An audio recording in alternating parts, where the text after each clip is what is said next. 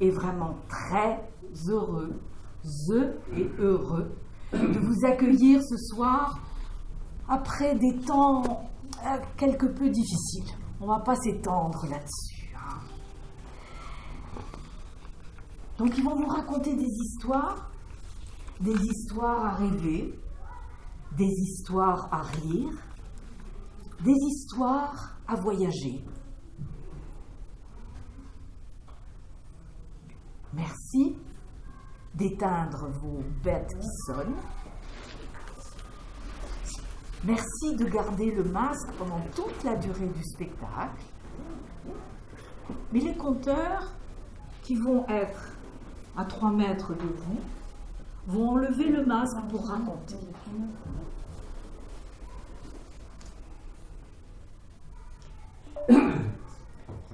Êtes-vous bien assis? Vos oreilles sont ouvertes? Alors, place aux histoires.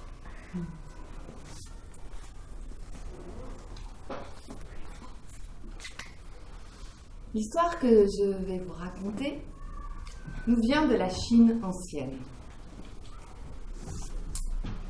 Un modeste paysan vit seul avec son fils unique. Un jour, il va au marché. Il aperçoit une magnifique jument. Il rassemble les économies de toute sa vie. Il achète l'animal.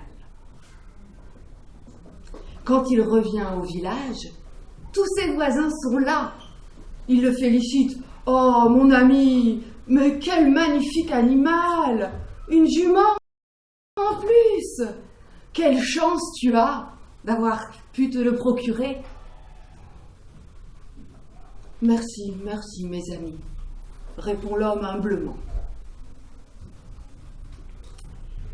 La vie du paysan change du tout au tout. Il a maintenant une aide pour les travaux agricoles. Il fait des promenades beaucoup plus longues dans toute la contrée. Tous les matins, il se réjouit de la retrouver. Mais un matin, il entre dans l'écurie. La jument a disparu. Quand les voisins apprennent la nouvelle, ils se rassemblent. « Mon pauvre ami, mais quelle malchance! Toi qui avais mis toutes tes économies dans cet animal! Quel malheur! » Merci, mes amis. Ne rajoutons pas de mots. Nul ne sait ce qui peut arriver. Les nuages cachent le soleil, mais ils apportent la pluie nourricière. Parfois, d'un malheur peut naître un bienfait. Nul ne sait ce que la vie nous apporte.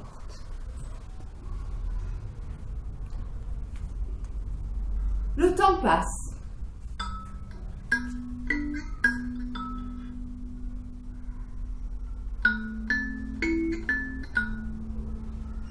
Une année entière passe. Et voilà qu'un beau jour, la jument revient. Elle revient accompagnée d'un magnifique étalon et grosse d'un jeune poulain qui ne tarde pas à naître. Alors là, tous les villageois sont là. Oh, mais quelle chance, mon ami! Tu avais perdu un cheval et voilà que maintenant tu en as gagné 3. Quelle chance, Ils les interrompent à nouveau. Non, n'en parlons plus, mes amis. Nul ne sait ce que nous réserve la vie. Les nuages, certes, apportent la pluie bienfaitrice, mais aussi l'orage dévastateur. Tout change. Nul ne sait ce que la vie nous apporte. Le temps passe.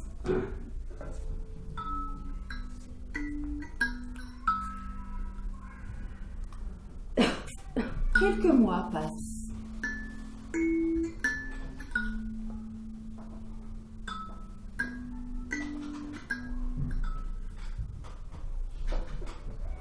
Le jeune homme, le fils du paysan, a entrepris de dompter l'étalon. L'animal est sauvage, fougueux. Et voilà qu'un jour, alors qu'il a réussi à chevaucher l'animal, l'étalon se cabre. Le jeune homme tombe, brusquement, violemment. Il a les 2 jambes broyées. En apprenant l'accident, tous les voisins sont là. « Quel malheur! Ton fils unique, le voilà infirme !» Silence, mes amis, ne rajoutons pas de mots. Nous verrons ce que les lendemains nous réservent. Tout change dans la vie. Puis mon fils est encore vivant. Nous verrons ce que la vie nous apporte.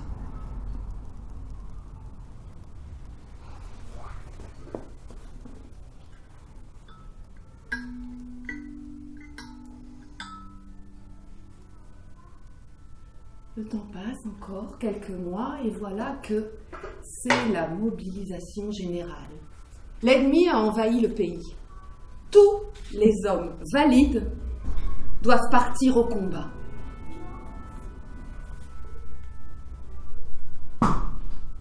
Bien peu en reviendront.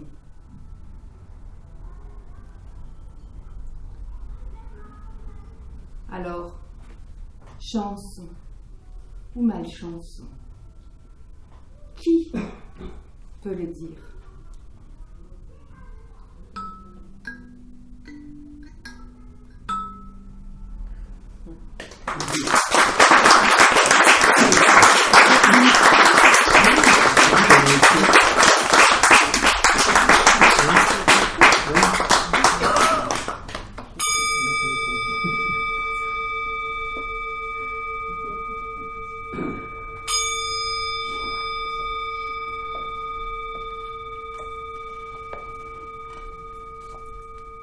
Ali était un brave homme,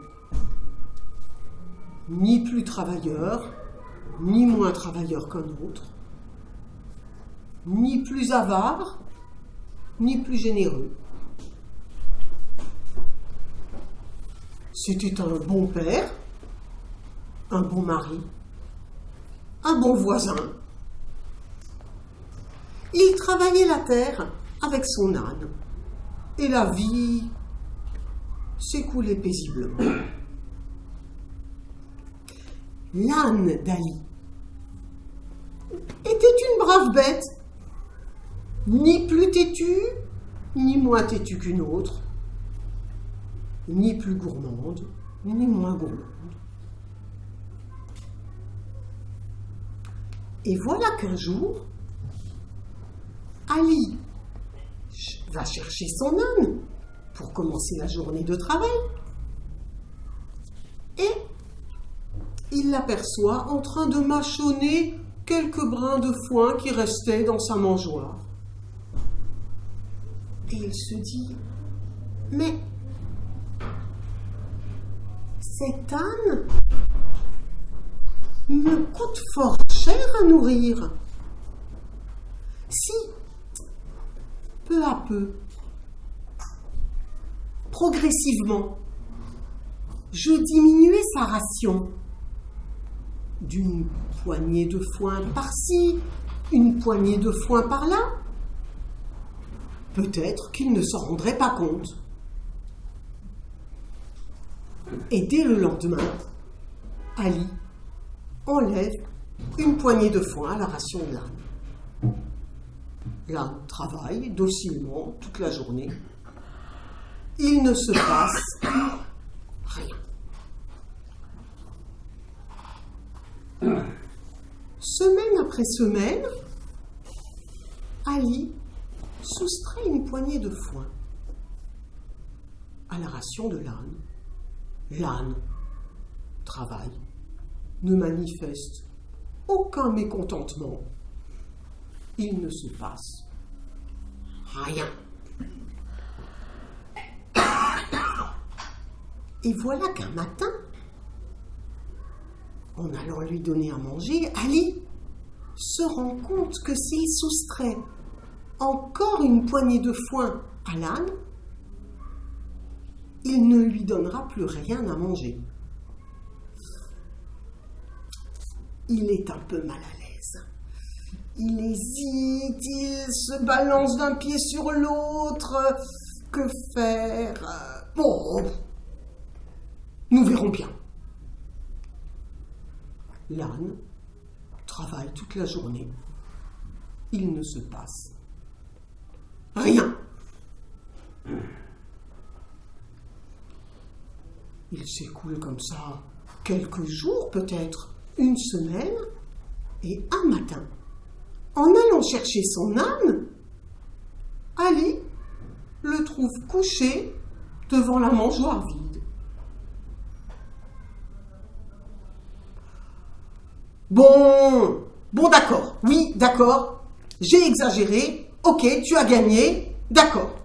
Il va vite chercher quelques brassées de foin, il en remplit la mangeoire. Il s'en va. Il revient quelques heures après.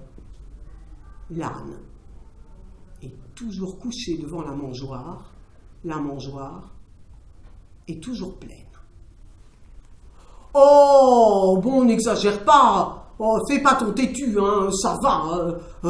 J'ai reconnu mes torts. Tu vas pas faire ta mauvaise tête. Rien. Ali regarde un peu mieux. S'approche encore presque à toucher l'animal. L'âne est mort. Oh.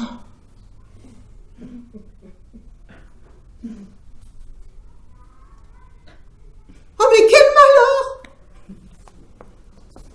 Oh, mais je m'étais donné tant de peine à dresser cet âne pour qu'il travaille sans rien manger. Il travaillait et ne me coûtait plus rien. Et voilà qu'il est mort. Que je suis malchanceux.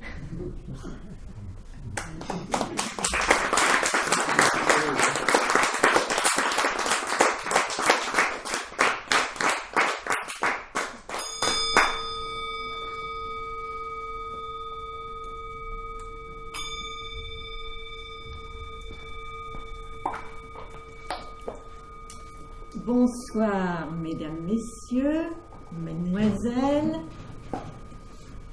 J'ai pensé qu'après cette période de confinement qui a interrompu nos rapports sociaux, une remise à niveau serait bien utile. Et pour cela, j'ai fait appel à un maître, Monsieur Georges Brassens. La femme qui possède tout en elle pour donner le goût des fêtes charnelles, la femme qui suscite en vous tant de passions brutales, la femme est avant tout sentimentale. Main dans la main, les longues promenades, les fleurs, les billets doux, les sérénades, les crimes, les folies que pour ces beaux yeux l'on commet, la transportent. Mais 95 fois sur 100, la femme s'emmerde en baisant. Qu'elle le taise ou le confesse, c'est pas tous les jours qu'on lui déride les fesses. Les pauvres bougres convaincus du contraire sont des cocus. À l'heure de l'œuvre de chair, elle est souvent triste, peu chère. S'il n'entend le cœur qui bat, le corps non plus ne bronche pas. Sauf si elle aime un homme avec tendresse. Alors, toujours sensible à ses caresses, toujours bien disposée, toujours encline à s'émouvoir, elle s'emmerde sans s'en apercevoir. Ou quand elle a des besoins tyranniques, elle souffre de nymphomanie chronique, c'est elle qui fait alors passer à ses adorateurs 2 fichus quarts d'heure. Encore, c'est bon, continue, qu'elle crie pour simuler qu'elle monte aux nues, c'est pure charité. Les soupirs des anges ne sont que de pieux mensonges. C'est à seule fin que son partenaire se croit un amant extraordinaire. Que le coq, imbécile et prétentieux perché dessus, ne soit pas déçu. J'entends déjà les commentaires de ceux qui font des châteaux à Cythère. C'est parce que tu n'es qu'un malhabile, un maladroit, qu'elle conserve toujours son sang-froid. Peut-être. Mais si les assauts vous pèsent de ces petits « M'as-tu vu quand je baise ?» Mesdames, en vous laissant manger le plaisir sur le dos, chantez in petto. 95 fois sur 100, la femme s'emmerde en baisant. Qu'elle le taise ou le confesse, c'est pas tous les jours qu'on lui déride les fesses. Les pauvres bougres convaincus du contraire sont des cocus. À l'heure de l'œuvre de chair, elle est souvent triste, peu chère. S'il n'entend le cœur qui bat, le corps non plus ne bronche pas.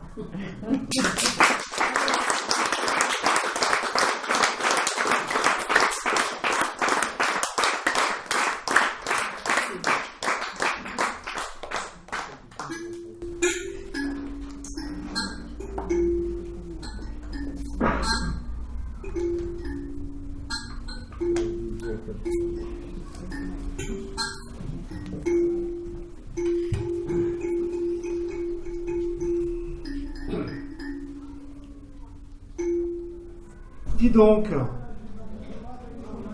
dit la pie au cochon, tu ferais bien de faire un bras de toilette.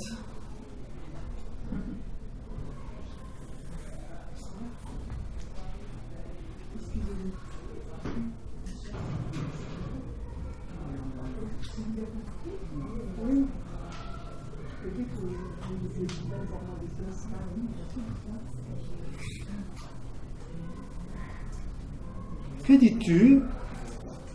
Demande le cochon, en relevant son poing couvert de boue. Je dis que tu ferais bien de te laver. Pourquoi ? Dit le cochon qui ne voyait pas où était le problème. Après son bain de boue, il se trouvait même plutôt élégant. Parce que tu n'es vraiment pas beau. Tout de suite les grands mots. Alors là, je dirais même plus, dit la pie. Tu es carrément laid. Il était dégoûté par toute cette saleté, elle qui se lavait plusieurs fois par jour.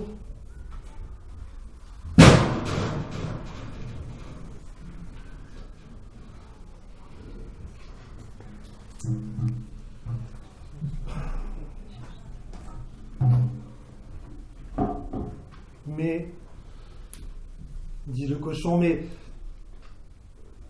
qu'est-ce qui est beau, qu'est-ce qui est laid? Et puis ce qui est beau à l'extérieur, l'est-il aussi à l'intérieur? Furieux, il se roula encore dans la boue, d'un côté et de l'autre. Réfléchit à ça, la pie. L'extérieur et l'intérieur.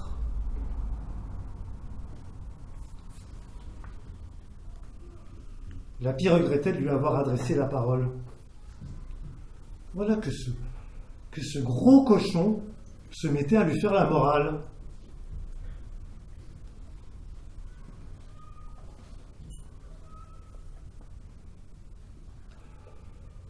Tout en continuant de se lisser les plumes, il réfléchissait pourtant à ce qu'il venait de lui dire. L'extérieur et l'intérieur.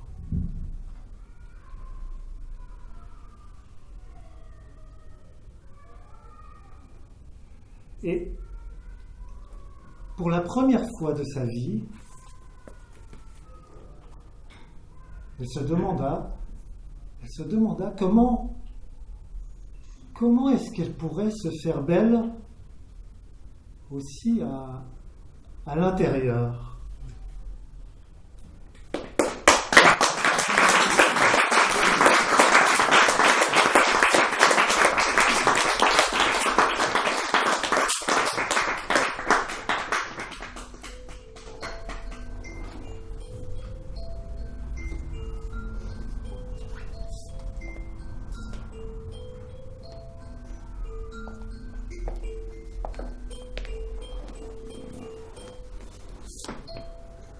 Vous vous souvenez?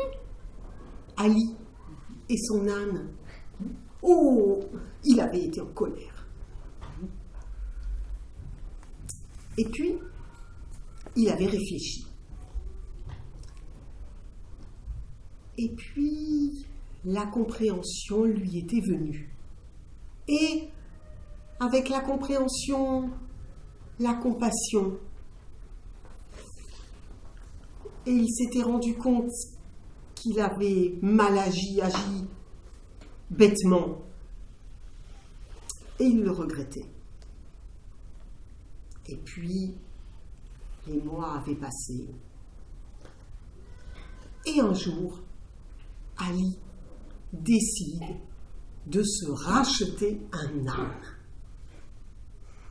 Oh, il veut le choisir jeune. Il veut apprendre à le connaître, le voir grandir, lui apprendre doucement à travailler, s'en faire aimer. Et peu à peu, Ali s'attache à l'animal. Ils deviennent de bons compagnons. L'âne a grandi. Et un jour, Ali décide d'aller au marché dans une ville un peu éloignée de là où il habite, avec son âne. Ils partent. Ils arrivent à la grande ville. Ali va droit au caravansérail où il installe son âne à l'écurie. Il vérifie que l'âne ne manque de rien, qu'il est bien installé, qu'il ne souffrira ni de la chaleur ni du froid. Rassuré sur ce point, Ali se promène au marché, il y passe la journée, il est ravi. Le soir, il revient au caravansérail et, bien avant que de se coucher ou de se doucher, il va voir son âne. Il arrive dans l'écurie. Plus d'âne. L'âne Il regarde partout. Non, l'âne a disparu. Ah non!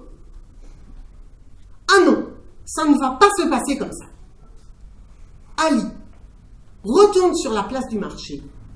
Il grimpe sur la terrasse de la maison la plus haute et il crie de façon à ce que tout le monde l'entend. Il crie à s'en casser la voix. Voleur! Voleur! Rendez-moi mon âne! C'est mon âne! Je ne partirai pas sans lui. Rendez-le-moi. Je dors ici cette nuit. Et si demain matin, au lever du jour, vous ne m'avez pas ramené mon âne, alors je ferai exactement ce que mon père a fait en pareille circonstance.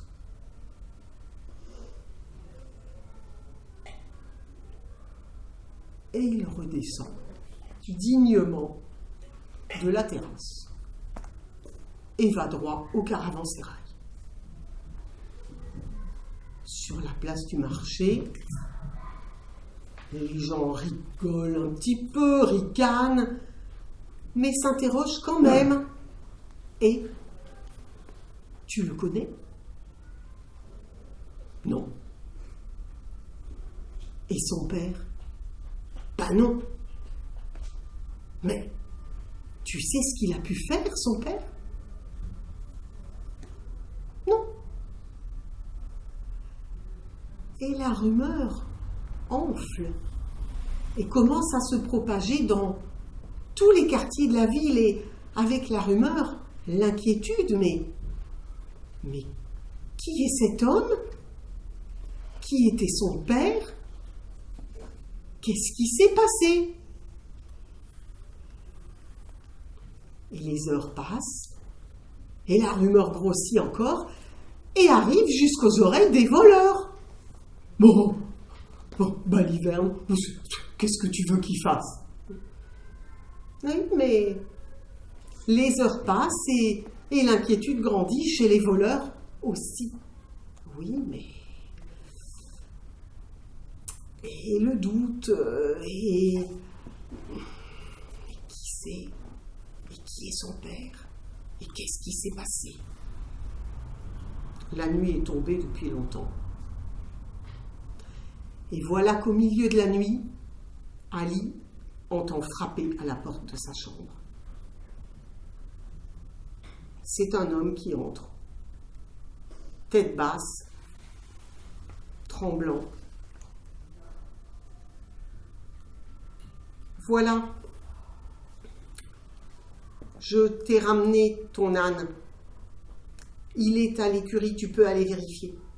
Nous en avons pris grand soin. C'était une plaisanterie, une mauvaise plaisanterie.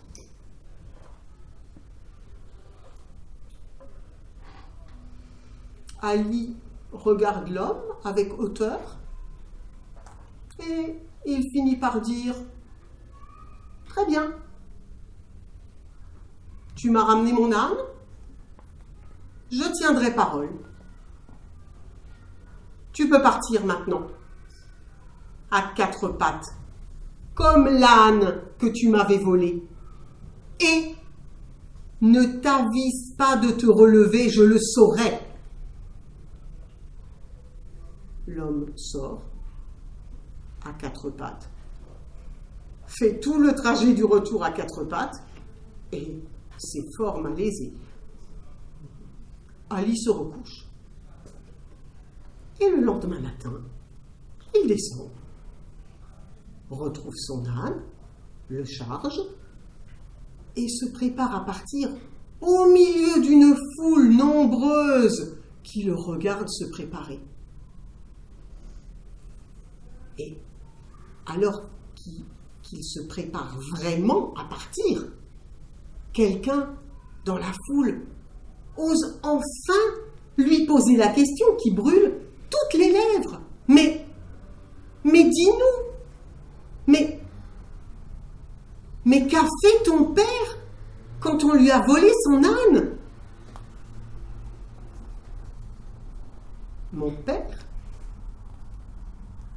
Ah, mon père. Il n'a jamais eu d'âne?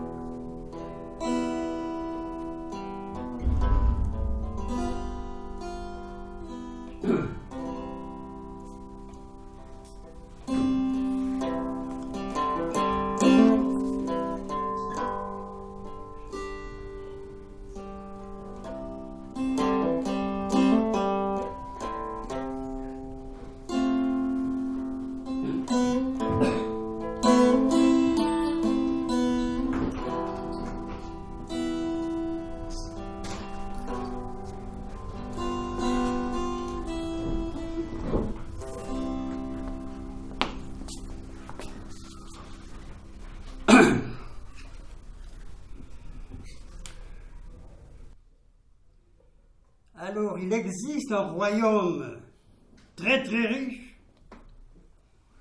avec un roi très très riche. Et son épouse, la reine, étant décédée, elle lui laisse 3 fils que le roi aime d'une façon égale. Et le roi, se sentant vieillir, il pense à sa succession. Mais lequel des 3 fils choisir? Puisqu'il les aime tous les 3 également. Il réfléchit. Il réfléchit. Et il réfléchit. Il a trouvé la solution. Il convoque ses 3 fils. Il leur dit, voilà, je me fais un peu vieux, il faut que quelqu'un me succède, mais comme je vous aime tous les 3 de façon égale, je ne peux pas me décider. Alors voilà, je lèguerai mon trône au plus intelligent, au plus courageux et au plus honnête.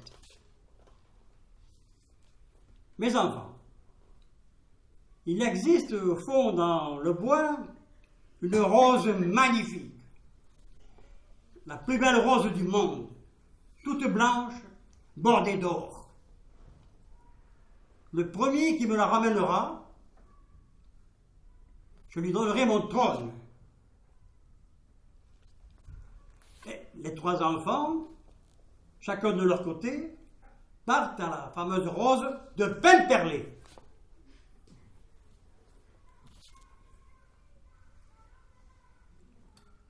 Le premier garçon part, il rencontre une vieille dame rabougrie qui essayait de monter un fagot sur son dos.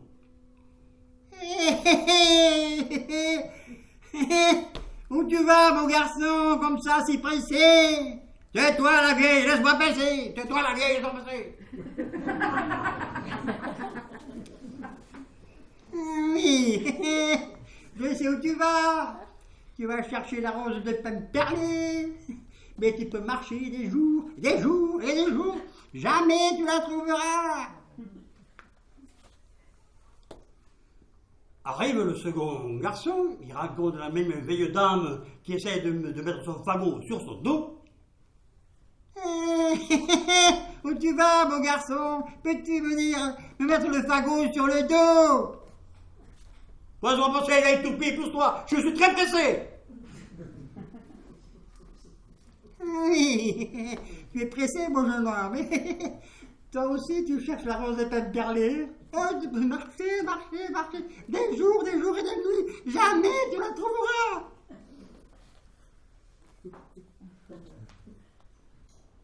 Arrive le troisième jeune homme. Je rencontre toujours la même dame avec son fagot. Bonjour jeune homme. Où vas-tu, beau garçon? Peux-tu m'aider à mettre mon fagot sur mon dos? Mais bien sûr, madame, après plaisir. Je peux même vous l'amener jusque chez vous. Parce que si vous prenez votre fagot trop lourd, vous risquez de mourir en route. Mais où vas-tu? C'est pressé. Je suis à la recherche de la rose de Pimperlé, mes frères et moi. Et notre roi, le père, a dit que celui qui la ramènerait au royaume sera roi. Mais je ne sais pas où elle est. Je ne sais pas comment la trouver. Elle doit être si loin. N'inquiète pas, je ne suis pas une sorcière, je suis une fée. Je suis là pour tester l'honneur, l'amour et le cœur de toi et des enfants et de tes frères. Mais comme tu es gentil, je vais te dire où est la rose de Pimperlé. Tu vois ce bois là-bas? Il y a 3 roses, il y a un grand buisson avec 3 roses. Il y a une rouge, une verte et une blanche. La blanche, c'est la rose de Pimperlé. Effectivement, le jeune homme court dans le bois, il trouve le buisson, hop, il cueille la rose de Pimperlé, et il repart vers le château. Chemin faisant, il rencontre ses 2 frères et il lui raconte son aventure. Voilà. Les 2 frères, très en colère, ils prennent le jeune homme, ils le tuent et le mettent dans une fosse. Les 2 frères lui volent la rose et courent au château. Oh père, nous avons trouvé la rose de Pimperlé tous les 2 en même temps. Alors le roi, fort embarrassé, il se dit, je ne peux pas donner mon royaume à l'un ou à l'autre, étant donné qu'ils ont amené la rose tous les 2 ensemble. Et alors le temps passe, le roi dit quand même, mon 3e fils, celui qu'il préférait en secret, ne rentre toujours pas. Les années passent. Et quelques années plus tard, une dizaine on dira, il y avait un berger qui promenait son troupeau dans le bois. Et le berger, un jour,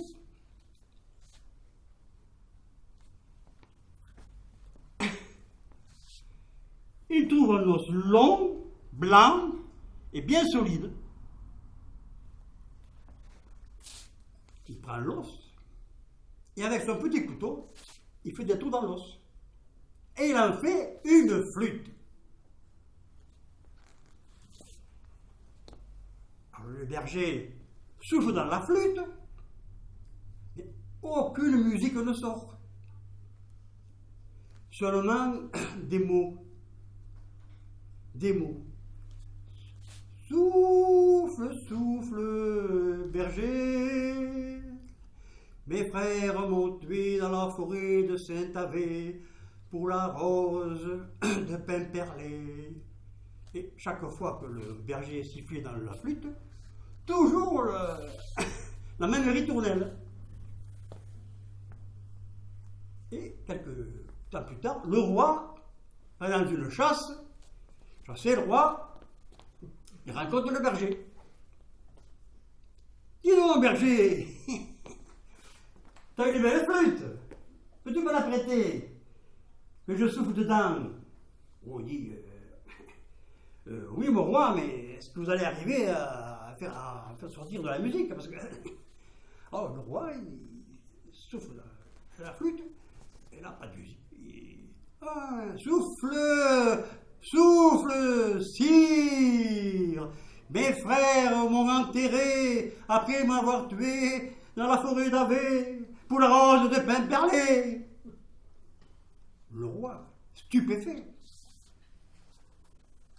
ordonne à ses serviteurs, emmenez-moi mes 2 garçons. Les 2 garçons arrivent, et le roi dit, mes enfants, voilà une belle flûte, vous allez souffler dedans, ça va me distraire. Les garçons soufflent. Soufflez, soufflez, barbares, mes frères, c'est vous qui m'avez tué dans la forêt d'Avé pour la rose de pin perlé. Les 2 frères ne peuvent pas lier l'évidence, leur crime. Pour les châtier, le roi les fit brûler vifs sur un feu. Et pendant le supplice, le roi ordonne au berger de souffler dans l'instrument. Et là, un air somptueux sort, le plus bel air qu'on ait jamais vu, qu'on ait jamais entendu de la vie. Tout ça pour fêter l'événement. Le roi devint vieux. Très très vieux. Même très très vieux. Et dans un dernier soupir, il donna son royaume au petit berger.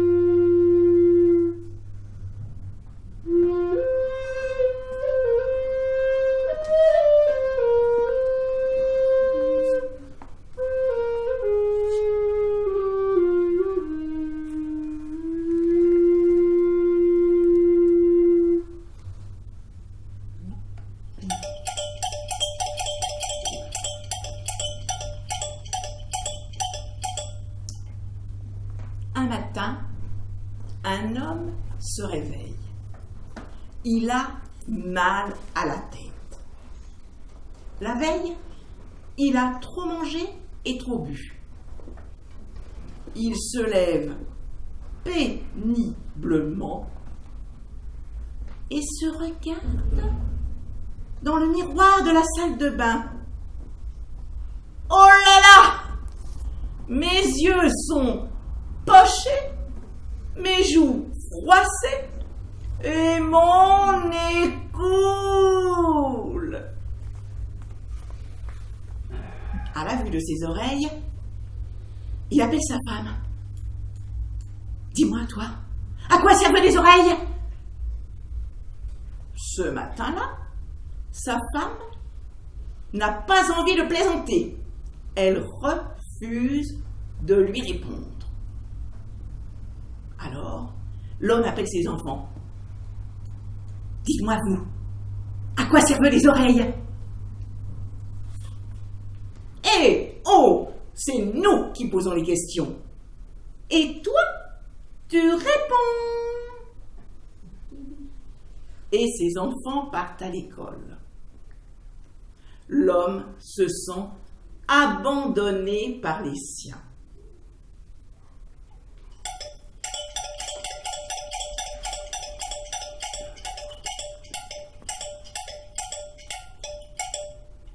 Il court au café du coin, où, comme chaque matin, ses amis sont attablés. Dites-moi, lequel d'entre vous peut me dire à quoi servent les oreilles? Ses amis restent bouche bée devant une telle question. Ils s'inquiètent pour lui, il a peut-être des soucis avec sa femme, ses enfants, peut-être son travail. lui offre un café. Mais l'homme refuse. Il est pressé. Il a une vraie question. Il veut une vraie réponse. Voilà pourquoi il part à travers les chemins et les routes, interrogeant tout un chacun. Dites-moi, pouvez-vous me dire à quoi servent les oreilles? Mais c'est un étranger, c'est un fou! Et les gens lui tournent le dos.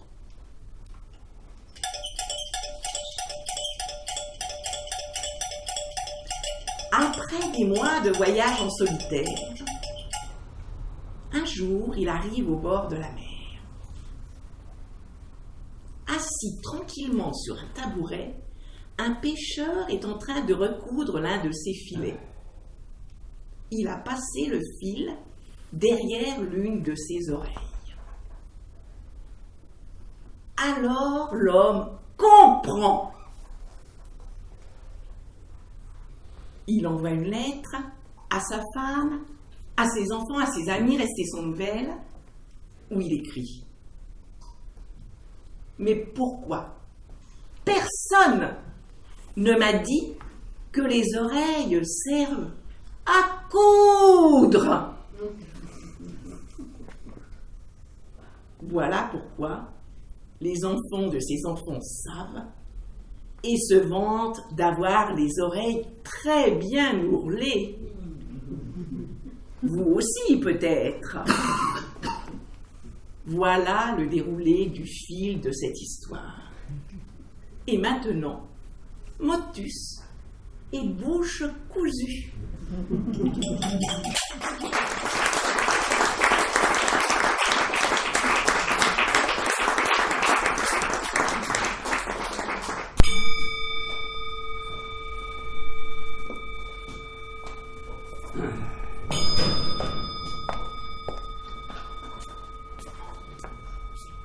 Ali et son âme.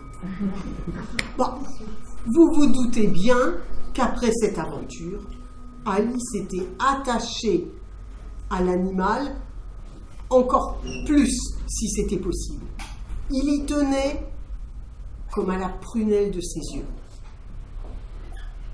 Et voilà qu'un matin, alors qu'il est assis tranquillement sur le seuil de sa porte, il voit arriver son voisin. « Bonjour voisin. Bonjour Ali. Mon ami, en fait j'ai un service à te demander. Vois-tu, ma femme est partie au village voisin avec notre âne et je dois absolument aller faire une course au marché. Est-ce que tu me prêterais ton âne ?»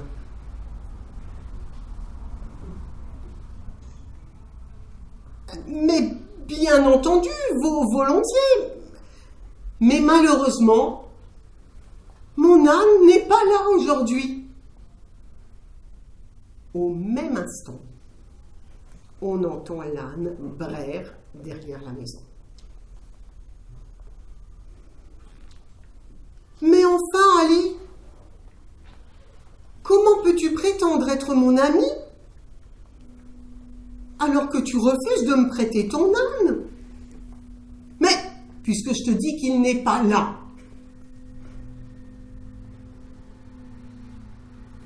Mais enfin, ne raconte pas n'importe quoi.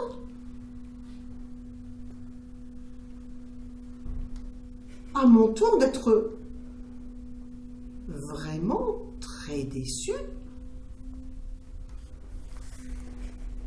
Tu accordes plus d'importance à la parole d'un âne qu'à la mienne? Et tu te prétends mon ami?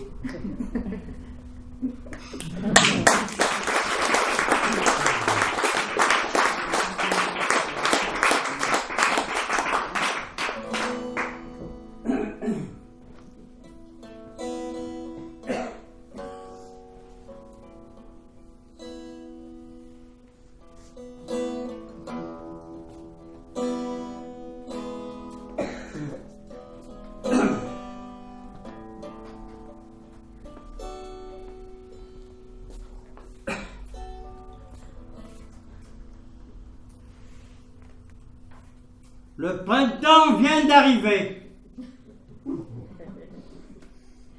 Le vieil homme et son fils longent la côte escarpée.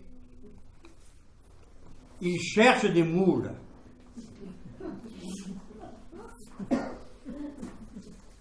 Une erreur, c'est son petit-fils. En réalité. Et son petit-fils cherche des moules. Voilà.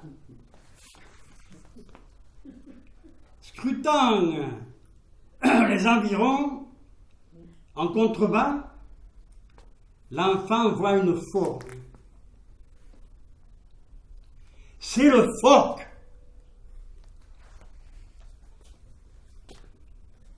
Sa couleur ardoisée se confond avec celle des rochers.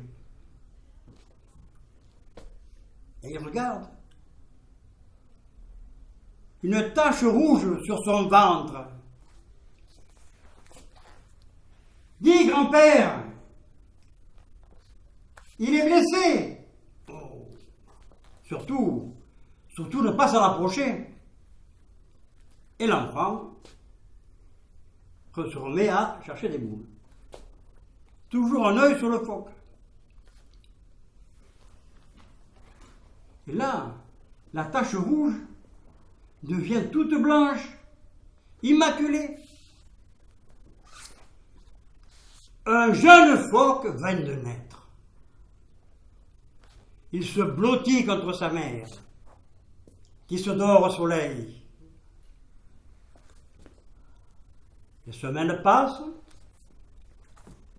le printemps avance, le vieil homme et son fils longent toujours la côte, mais le petit phoque a grandi.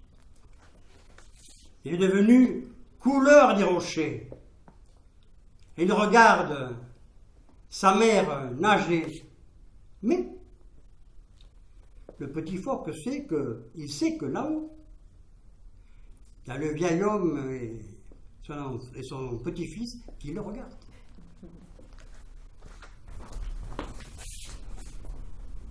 Le petit phoque apprend à nager avec sa mère. C'est l'été. Quand la mère phoque le pousse pour la première fois dans l'eau glacée, il s'agite, il s'affole. Mais naturellement, avec ses nageoires et sa queue, il remonte à la surface. À chaque fois que son petit museau jaillit de l'eau, l'enfant applaudit. Le phoque apprend à nager avec sa mère, ils tournent, ils font des cercles dans l'eau, des volutes. Et l'enfant, à chaque fois, applaudit en voyant le petit phoque qui regarde l'enfant.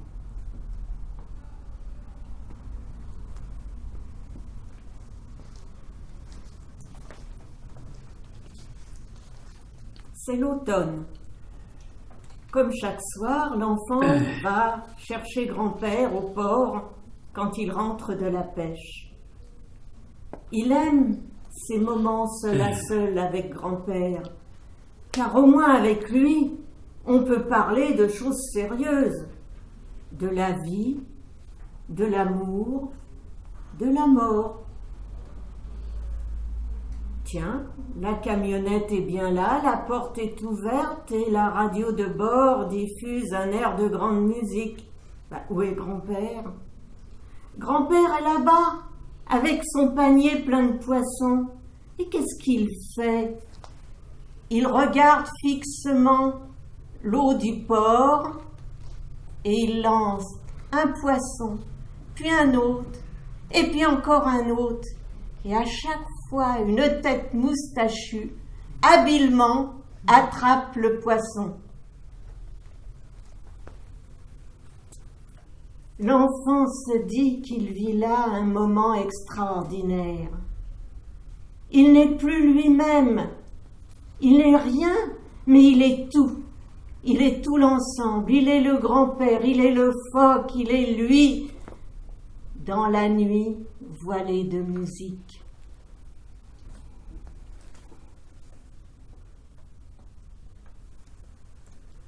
L'hiver arrive. L'enfant va à l'école. comme tous les bons enfants. Et pendant ce temps, le jeune phoque apprend la mer, il apprend la côte, il visite chaque fissure de rocher, il connaît tout, il s'aventure de plus en plus loin. Il adore quand la mer est houleuse et que les vagues scintillantes de poissons font des rouleaux. Alors il plonge profond, il regarde vers le ciel pour voir se profiler les poissons. C'est comme ça qu'il a appris à pêcher. Il sait aussi autre chose, comment dormir en flottant, comme une bouteille, le nez hors de l'eau et les yeux fermés. Mais ce qu'il préfère par-dessus tout, c'est la compagnon des autres enfants phoques. Et il aime s'allonger sur les rochers et sentir sur sa peau la chaleur du soleil et la fraîcheur du vent. Le printemps est de retour. Le sol est tapissé de fleurs sauvages. Le vieil homme et son petit-fils longent toujours les côtes. La maman phoque est là, mais pas le petit phoque. Dis, grand-père, pourquoi le petit phoque n'est pas avec sa maman? Oh. L'hiver a été rude. Les marées se sont succédés. Et peut-être n'a-t-il pas survécu. L'été revient. L'enfant va à l'école de surf. Un jour, alors qu'il est allongé sur sa planche en train de se reposer, il voit un remous, une forme qui tourne autour de sa planche. La tête luisante du phoque surgit près de son visage. Il est revenu. Ils sont si heureux ensemble. Pendant des heures et des heures, ils chevauchent ensemble les vagues. Mais soudain, une vague un peu plus forte que les autres propulse l'enfant. Sa tête heurte un rocher. Il est aspiré par les profondeurs. Il coule à pic. Ses poumons se remplissent d'eau.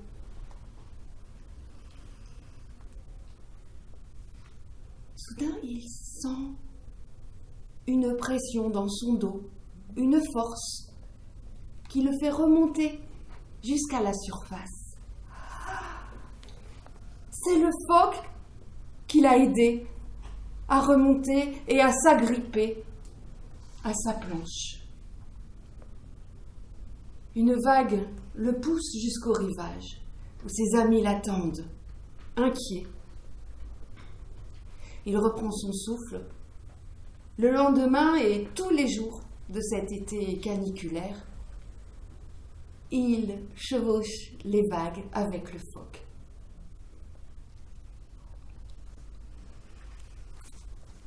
Sans transition, après le superbe été, c'est un hiver terrible. La mer est déchaînée. Elle bouscule les rochers, propulse les graviers dans tous les sens, dans un bruit assourdissant. Sur la plage, personne et aucun phoque à l'horizon. Le sol est tapissé de fleurs sauvages. Le printemps est de retour. L'enfant se promène le long de la côte, mais sans son grand-père. L'enfant et ses amis continuent à se promener le long de la côte en espérant voir les phoques. En vain. L'été revient, l'enfant a grandi, c'est un jeune homme maintenant. Il aime pêcher au bord du port sur l'embarcadère, comme le faisait son grand-père. Un soir, sur la mer luisante, il voit 2 têtes moustachues qui surgissent de l'eau. Il reconnaît son ami le phoque. Il est accompagné d'un petit bébé phoque. L'enfant sourit. Il se dit que l'été prochain et tous les étés qui suivront, il ira faire du surf dans les vagues avec le phoque. Il se dit aussi que peut-être qu'un jour, quand il sera devenu lui-même grand-père et qu'il se promènera le long des falaises avec ses petits-enfants, il se dit qu'ils regarderont ensemble les phoques.